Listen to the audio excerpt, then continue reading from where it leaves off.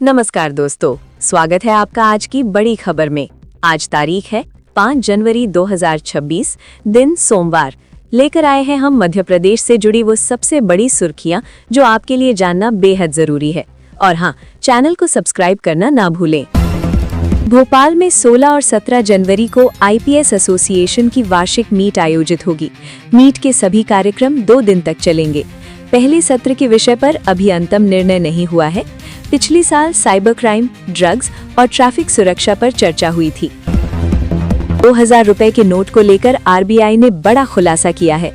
19 मई 2023 को सर्कुलेशन से बाहर किए गए नोटों की पूरी वापसी अब तक नहीं हुई। कुल 3.56 लाख करोड़ में से 98.41% नोट वापस आ चुके हैं।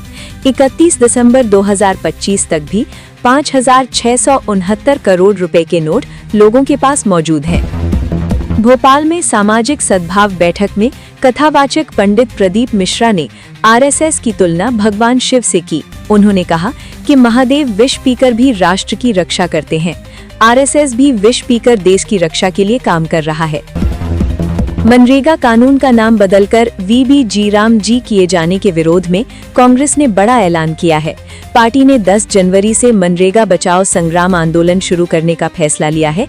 इस आंदोलन की निगरानी के लिए अजय माकन की अध्यक्षता में कोऑर्डिनेशन कमेटी बनाई गई है। टीवी इंडस्ट्री की एक और फेमस जोड़ी टूट गई है। माही विज और जय भानुशाली ने अपने तलाक की पुष्टि कर दी है। दोनों ने आपसी सहमति से अलग होने का फैसला लिया है। 14 साल पुरानी शादी अब आधिकारिक तौर पर खत्म हो गई है।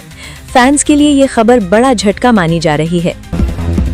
बांग्लादेश की टीम T20 वर्ल्ड कप 2026 खेलने भारत नहीं आएगी। स्पोर्ट्स सलाहकार आसिफ नजरुल ने इसकी आधिकारिक पुष्टि की है। बीसीबी की बैठक में सुरक्षा कारणों से ये फैसला लिया गया। आईसीसी को भेजे ईमेल में आयोजन स्थल बदलने का अनुरोध किया गया है। केंद्रीय मंत्री शिवराज सिंह चौहान ने कांग्रेस पर तीखा हमला बोला है। उन्होंने कहा कि MGNREGA बचाओ संग्राम नहीं, भ्रष्टाचार बचाओ संग्राम है। शिवराज ने आरोप लगाया कि नरेगा कांग्रेस के दौर में भ्रष्टाचार का पर्याय थी। उन्होंने कहा, पीएम मोदी के शासन में 8.48 लाख करोड़ जबकि यूपीए में 2 लाख करोड़ दिए गए। इंदौर कलेक्टर शिवम वर्मा ने बोरवेल का पानी न पीने की अपील की है। उन्होंने कहा कि सभी टैंकरों से केवल ट्रीटेड पानी की सप्लाई की जा रही है। बोरवेल और अन्य जल स्रोतों में फिलहाल क्लोरीनेशन का काम जारी है।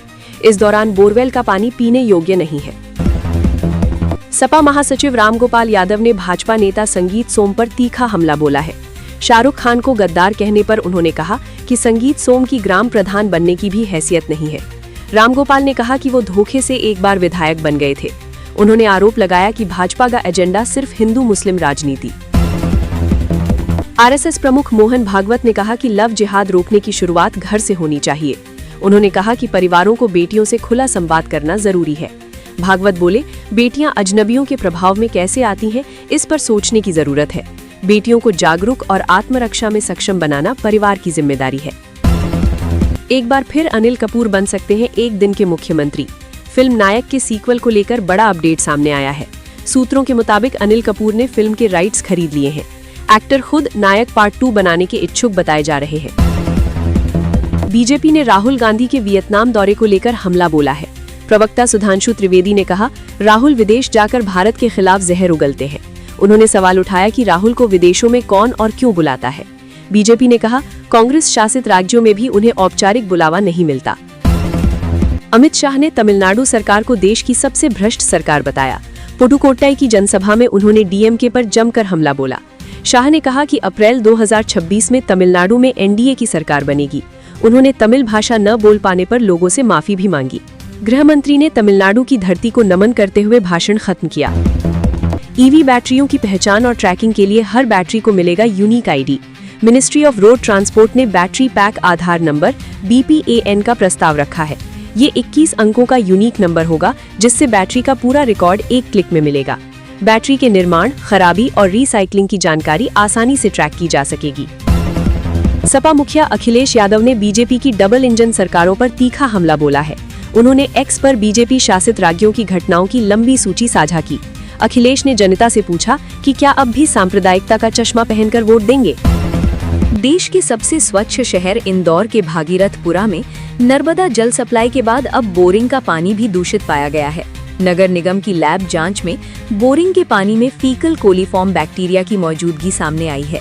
ये बैक्टीरिया हैजा, टाइफॉइड और हेपेटाइटिस ए जैसी गंभीर बीमारियों का कारक होता है। महू तहसील के बड़गोंदा थाना क्षेत्र अंतर्गत रविवार को फिर सेना की फायरिंग रेंज में बम के विस्फोट में एक बुजुर्ग घायल हो गया। घायल के स्वजन उसे महू के मध्य भारत अस्पताल लेकर पहुंचे, जहां उन्होंने विस्फोट होने की जानकारी नहीं देते हुए दुर्घटना में घायल होना बताया। विधानसभा क्षेत्र क्रमांक 2 में आने वाले वार्ड क्रमांक 23 के हालात भी दूषित जल प्रदाय में भागीरथपुरा जैसे ही हैं। यहाँ भी कई कॉलोनियों में सीवरेज का पानी पेयजल में मिल रहा है। उल्टी, दस्त जैसी समस्या आम है। यहाँ के रहवासियों के लिए गर्मी हो या अन्य मौसम, साफ पानी मिलना बड़ी समस्या है। माध्यमिक शिक्षा मंडल की 10वीं और 12वीं की बोर्ड परीक्षा फरवरी माह में शुरू होगी। परीक्षा में दिव्यांग छात्रों को परेशानी नहीं होगी। शारीरिक रूप से निःशक्त छात्रों को परीक्षा केंद्र लाने ले जाने के लिए वाहन, दृष्टिबाधित छात्रों को लेखक देने जैसी सुविधाएं दी जाएंगी। मध्य प्रदेश बोर्ड से संचालित सरकारी और निजी स्कूलों की 5वीं 8वीं की मुख्य परीक्षाओं में अब विद्यार्थियों का मूल्यांकन केवल लिखित परीक्षा तक सीमित नहीं रहेगा। इसमें व्यक्तिगत और सामाजिक गुणों के आधार पर भी विद्यार्थियों को ग्रेड दिए जाएंगे। राज्य शिक्षा केंद्र ने समय सारणी के साथ दिशा निर्देश भी जारी किए हैं। राजधानी भोपाल में पेयजल आपूर्ति का जो ढांचा है, उस पर भी कई सवाल हैं। शहर के 85% हिस्से में ही पेयजल आपूर्ति पाइपलाइन के जरिए हो पा रही है। इस नेटवर्क का भी बड़ा हिस्सा सीवर से होकर गुजरता है। 10% आबादी पेयजल के लिए बोरवेल पर निर्भर है, जिसकी पानी में भारी धातुओं और रसायनों की मौजूदगी है।